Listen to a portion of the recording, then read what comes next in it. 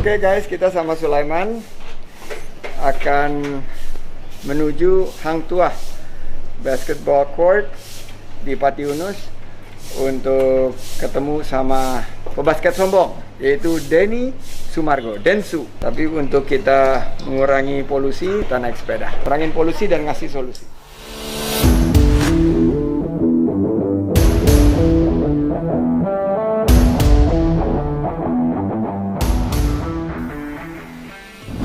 One-on-one lawan Mas Sandi, apakah dia masih bisa main basket atau dia akan beralih ke atlet sepeda? Nah, nanti kita lihat deh. Kita paten ya. Kita first love-nya basketball, man. Yo, basketball itu basket sombong, tapi keren banget, bro. Gua salut banget. Here we go. Basket sombong. Basket sombong. Beli di official store basket sombong.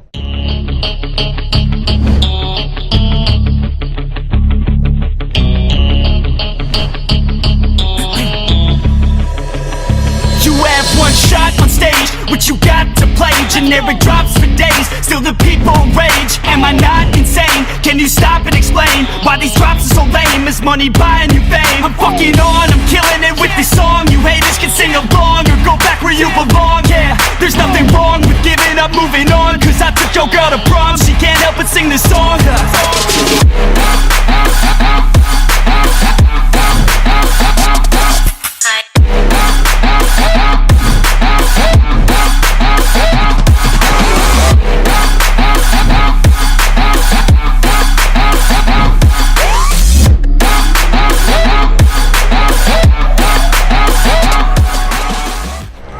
Basket sombong bukan hanya kamu doang.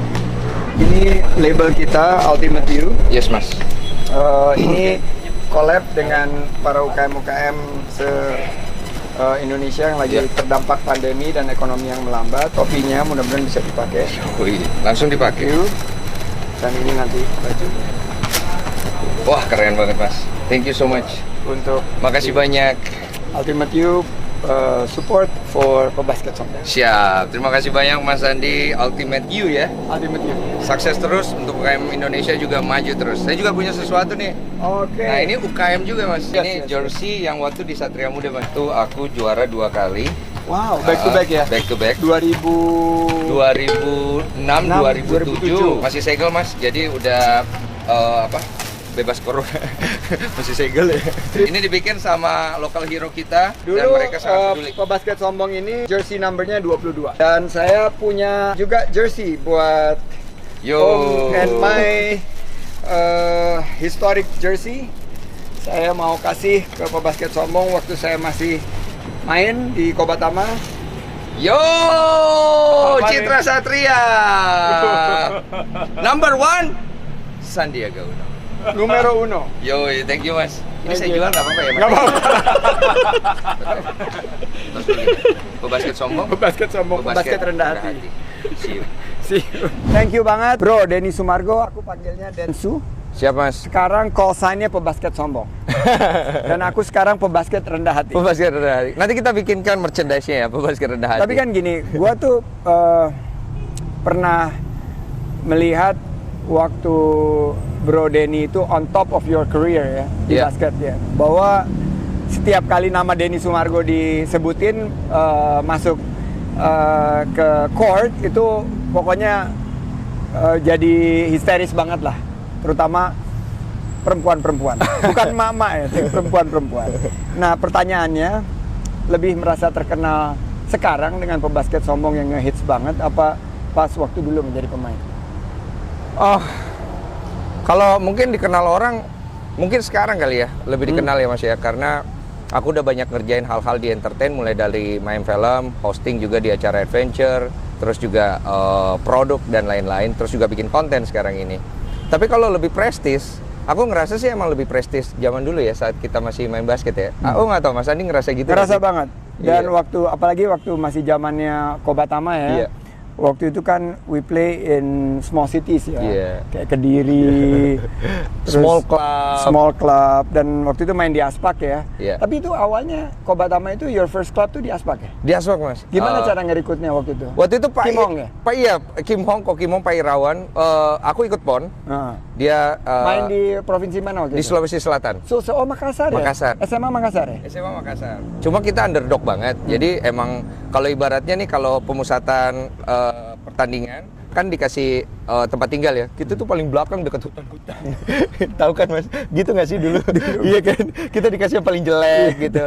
Kalau underdog. Iya, Kalau underdog. dulu superstarnya siapa ya waktu angkatannya Denny di PON itu ya? Ada Rico Hantono, Oh, Rico. ada Andi Batam, Andi ada Batam. Andre Tiara, ada Peking Dai. Ada Peking Dai. Banyak sih sebenarnya. Charlie Avandi, Andre Kayana, banyak banget saat itu. Yayan waktu itu ya? Ya, nah aku sebenarnya awalnya nggak kepengen jadi atlet basket sih Mas. Aku pengen kerja di kantor sih. Sebenarnya my dream is become you. Profesional. Profesional, terus bikin bisnis segala macam. Tapi saat itu memang jalannya belum ke sana. Aku juga nggak dapet. Aku banyak ditolak sih sebenarnya. Mau coba ngelamar kerja, tapi ternyata memang tidak semudah itu. Akhirnya aku ngambil beasiswa basket dulu ini dari Pak Ko Kim Hong. Jalan terus. Dari pengalamannya Denny Sumargo ini adalah bahwa seorang itu harus punya multi talenta ya. Jadi kalau kita lihat kan keterampilan Denny Sumargo, biasanya nih atlet itu setelah selesai kan saya juga dulu waktu sempat main basket di Citra Satria juga pernah ditanya sama coach gitu, mau jadi apa setelah ini? Kalau sekolahnya selesai, punya opsi banyak, mau jadi pemain basket boleh, mau menjadi karir yang lain boleh. Nah, gimana ceritanya tuh bisa akhirnya dari basket terus pindah ke entertainment? Awal mulanya tuh aku 2011 memutuskan untuk pensiun. Kebetulan waktu itu aku patah hati sih sebenarnya karena last klub yang aku bela ada Garuda Bandung. Mas Andre adalah ownernya. Yang kebetulan sebelum aku ke Garuda Bandung, aku tuh udah mau pensiun. Tapi Mas Erik nelpon ke Mas Andre untuk Pak Menteri sekarang, Mas Betul, Menteri. Pak Menteri Erick Thohir menelpon ke almarhum Mas Andre untuk coba dibujuk Denny-nya. Dan saya kaget sih, ternyata orang-orang seperti almarhum Andre Mamuaya, Mas Andi tuh sama Pak Erik cukup humble lah untuk ngelakuin hal kayak gitu. Itu yang membuat saya pengen main lagi, coba untuk fight buat Garuda Bandung saat itu. Dan saya sedih banget sih Mas, karena waktu itu aku pernah bilang sama Mas Andre, Mas mau apa? Saya mau juara. Saya kasih juara. Saya salamin tangannya. Dan saya akan bilang sama diri saya akan pensiun kalau saya udah kasih Garuda Bandung juara. Tapi sayangnya, aku cuma bisa dapetin juara turnamen. Yang kompetisinya belum sempat saya kasih, Mas Andre-nya udah berpulang. Itu bikin saya patah hati sih sebenarnya, Mas. Jadi kompetisinya ada turnamen dan Garuda waktu itu Betul, juara. kita juara. Cuma pas regulernya, yang kompetisinya Mas Andre udah keburu pergi, saya patah hati dan saya pergi meninggalkan basket dan nggak pernah kembali lagi. For almost 7 years, itu saya masuk ke dunia entertain. Tanpa sengaja, karena waktu itu aku lagi bangun bisnis peternakan ayam, bisnisnya jatuh Mas. Iya, saya habis uang miliar waktu itu. Jadi pernah juga menjalani bisnis peternakan ayam? Pernah Mas, jadi waktu aku main basket, awalnya tuh aku jualan celana basket yang untungnya cuma 15.000, yang bikinnya di Tangerang, yang sisa reject production. Jadi aku jual door to door, aku ngerti abis itu tentang gimana sih caranya mengembangkan sebuah usaha dari usaha untung 15.000 ini. Setelah itu ternyata berkembang lebih jauh, aku dikasih jalan sampai aku jadi salah satu importir terbesar BlackBerry di Indonesia. Wow. Iya. Aku zaman BlackBerry dulu. Zaman ya? BlackBerry Mas. Percaya nggak percaya? Ini baru aku buka sih sebenarnya. Karena waktu basket dulu aku diem-diem aja karena menurut aku nggak penting juga sih. Saya menghasilkan uang umur 25, 30 miliar di tangan saya. Wow. Iya, makanya saya sombong saat itu. Dari bisnis Mas. Dan memang saya tahu banget kalau kita pengen cepat maju, ya kita harus ngembangin usaha sih. Dan menurut aku basket saat itu belum bisa ngasih pemasukan yang cukup bagus untuk bisa jadi saving ke depan. Tapi untuk mencukupi iya. Dan satu sih sebenarnya yang aku nggak boleh miss, basket itu ngasih kita batu lompatan. Ya. Kesempatan untuk kita masuk ke satu institusi, bertemu dengan orang lain yang kemudian bisa menjadi kolega kita seperti kayak Mas Andi. Dan aku bilang basket udah menjadi kayak apa ya, penolong saya sih saat itu gitu loh. Kalau enggak juga nggak bisa sampai seperti sekarang Mas. Jadi basket itu is my first love. Jadi sorry Mpok Nur. Jadi basket lebih kenal dulu basket, jadi jatuh cinta sama basket. And doing what you love and loving what you do di basket itu memang akhirnya nggak cuman olahraganya, tapi pertemanannya, filosofi dari basket. Tadi saya udah cerita bahwa basket ada preparation, speed, endurance, teamwork, terus relationship.